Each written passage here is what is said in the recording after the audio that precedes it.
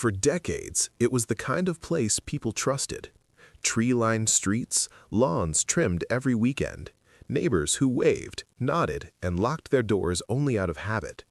This quiet California town looked like thousands of others across America. Nothing about it suggested fear. Nothing hinted at violence. And yet, for more than 40 years, a secret lived there, unnoticed. In the late 1970s, a series of crimes began to surface across California. At first, they seemed unrelated. Different towns, different victims, different years.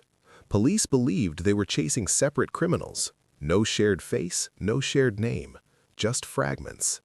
Families would later describe the same moment. A knock in the night, a phone call, a sudden shift from normal life to permanent loss. And then, silence. Cases went cold. Evidence was boxed away. Years passed.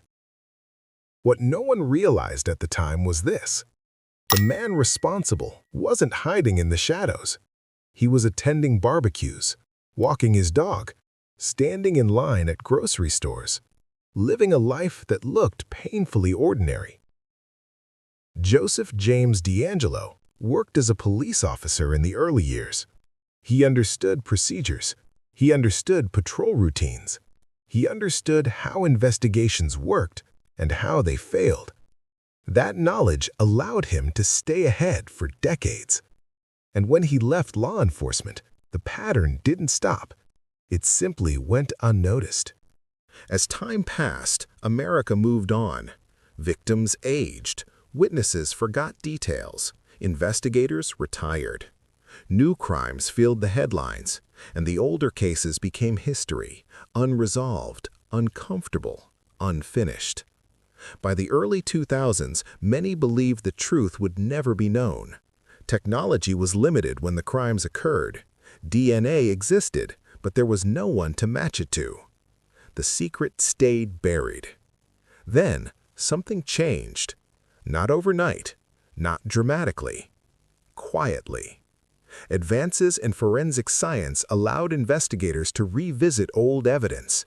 DNA profiles were re-examined. Family genealogy databases were studied. Not suspects, families. Slowly, patiently, investigators began narrowing the search. In April 2018, after more than 40 years, the door finally opened. Police arrested a 72-year-old man living quietly in a suburban neighborhood. Neighbors were stunned. "This can't be him," they said. "He seemed normal."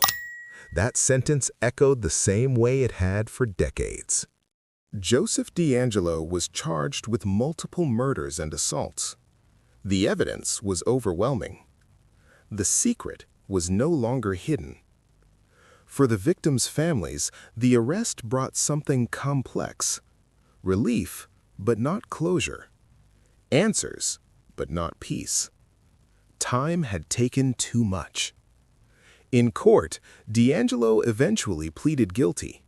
He admitted to crimes that stretched back to the 1970s. Crimes that reshaped lives. Crimes that history had almost forgotten. What made this case different wasn't just the length of time, it was the lesson. Evil doesn't always announce itself.